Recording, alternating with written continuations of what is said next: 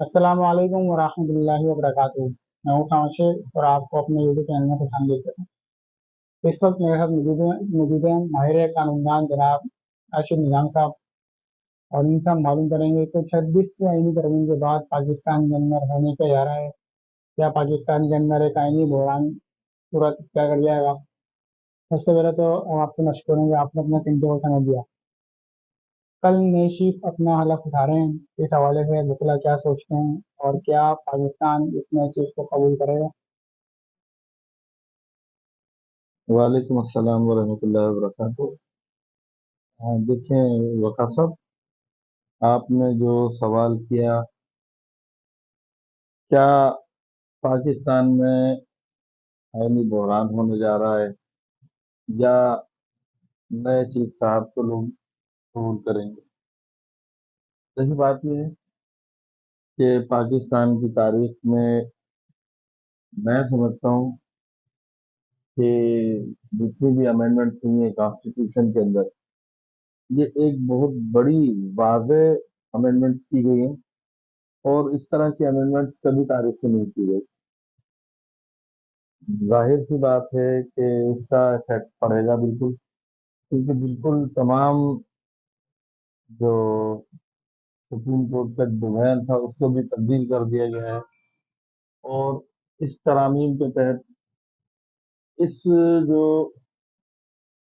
जो आइन तरमीम की गई है, इसमें आर्टिकल नंबर 187 और 191 में तरमीम की गई है।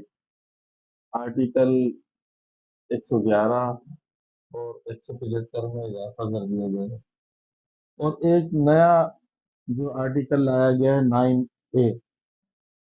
पहले 9 था हमारे पास, सिक्योरिटी ऑफ पर्सन। अब ये हो गया कि जनाब आर्टिकल 9A के तहत हर शहरी का बुनियादी हक है कि उसे सेहत और पायदार माहौल मुयसर हो। अब आपका दूसरा सवाल तो ये है कि जनाब होने क्या जा रहा है, कि आया आईनी बहरान की तरफ हम जा रहे हैं। तो इस सिलसिले में अभी फिलहाल तो मिली जुली राय है और कुछ लोगों को पसंद भी आ रही है, कुछ लोगों को नहीं भी पसंद आ रही। लेकिन ओवरऑल जो मैं सब देख रहा हूँ कि इसके शायद मुखालफत के अंदर लोग ज्यादा हैं।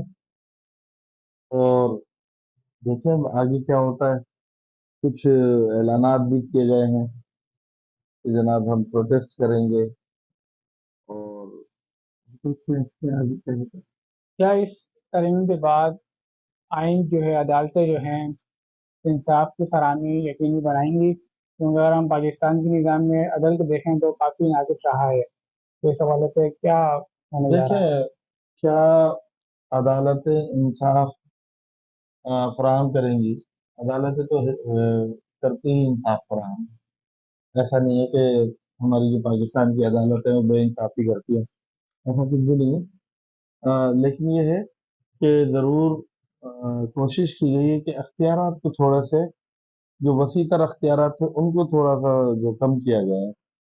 जिस तरह के सो मोटो एक्शन के हवाले से सुप्रीम कोर्ट को चीफ जस्टिस साहब के पास पावर थी कि वो किसी भी मामले में सो मोटो एक्शन ले लिया करते थे, वो अब नहीं ले सकेंगे।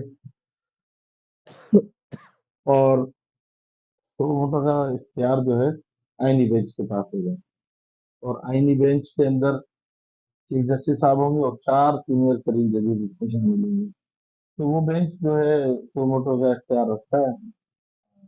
चीफ जस्टिस साहब उसको नोटिस नहीं कर सकते। अच्छा, इस तरमीम के बाद जो है एक कोर्ट का स्ट्रक्चर क्या होगा? मिसाल के तौर पे वो आज़ाद फैसले कर पाएगी या फिर ये भी आईनी बेंच करेगा? देखिए जी, कोर्ट तो फैसले आज़ाद ही करती है, हम कभी भी ये नहीं कहेंगे कि कोर्ट आज़ाद फैसले नहीं करती। लेकिन कोर्ट को थोड़ा सा कोशिश की गई है कि वो फ्रीली फैसले ना कर सके, इस वजह से। इस सूरत हाल के अंदर किसी भी जज को चीफ जस्टिस का अहदा लेना चाहिए जब हालात इतने महदूद किए जा रहे हैं? देखें कि ओहदा तो कोई ना कोई लेगा, लिया भी है। और लाजमी सी बात है कि तरामीम तो होती रहती है, इसको भी फेस किया जाएगा। लाजमी सी बात है, इसको चैलेंज भी किया जाएगा, कोई चैलेंज भी करेगा तो आगे देखते हैं होता क्या है। पाकिस्तान के अंदर जो है एक बार फिर क्या वकला सड़कों पर निकलने की तैयारी कर रहे हैं, या इस बार वकला बरादरी दो हिस्सों में नजर आ रही है? देखिए, वकला बिरादरी हमेशा से एक रहेगी और एक थी। तो यकीनन हमारी जो पाकिस्तान बार काउंसिल है और सुप्रीम कोर्ट बार एसोसिएशन है, सिंध बार काउंसिल है, पंजाब बार काउंसिल, इस तरह तमाम सूबों की अलग अलग बार एसोसिएशन है, तो लाजमी सी बात है कि सब लोग वो लाए अमल तैयार कर रहे हैं। और राय मैंने कहा कि मिली जुली है, तो कुछ लोगों को पसंद भी आ रही है, तो वो हमेशा ऐसा ही होता है। पाकिस्तान में जमहूरियत है, आज़ाद हक है, आज़ादी राय का सबको हक है। क्या इस फैसले के बाद जो चीफ जस्टिस होंगे वो क्या सियासी मकासद के लिए इस्तेमाल होंगे, या फिर सियासी हुक्मरान जमात का पसंदीदा चीफ जस्टिस ये आएगा? कबल वक्त बात है, इस पर मैं किसी का कमेंट नहीं करना चाहूंगा। ये कबल वक्त का, क्योंकि जो चीफ जस्टिस होता है हमेशा वो मुल्क के वसीतर मफादात में फैसले करता है। वो आम पब्लिक को लगता है कि जनाब ये ऐसा कर दिया, लेकिन जो हालात तो वाकयात होते हैं, चीफ जस्टिस साहब बहुत, उनका जो विजन होता है वो बहुत बड़ा विजन होता है। और वो मैं नहीं समझता इस तरह से। ऐसे इस तरमीम के अंदर सूद के वाले से बात की गई है कि 2028 तक उसको खत्म कर दिया जाएगा, तो क्या इतना पॉसिबल है, इतना आसान बताया जा रहा है? देखें,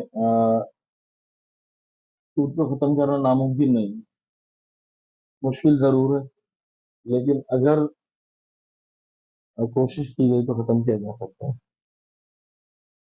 ये जो मौजूदा आइन है हमारा 73 का, ये क्या इतना बोसीदा हो चुका है कि इसमें तरामीम पर तरामीम हो रही है? वो तो साबिक़ दौर में भी तरामीम हो चुकी हैं, अब भी तरामीम होती हैं, आइंदा भी लग रहा है तरामीम ही होंगी। तो क्या एक मुत्तफ़िक़ा नया आइन नहीं बन सकता, इस पे सबका इत्तेफाक हो? देखिए, आइन हमारा बिल्कुल बेहतरीन आइन हमारा बना हुआ है, और तरामीम हमेशा किसी भी कानून में या किसी भी दस्तूर के अंदर वाकयात और हालात के हवाले से और जो ज़रूरत होती है उसके पेश नज़र तरामीम की जा सकती है, और आइन हमें इजाज़त भी देता है कि हम उसकी तरामीम कर सकें।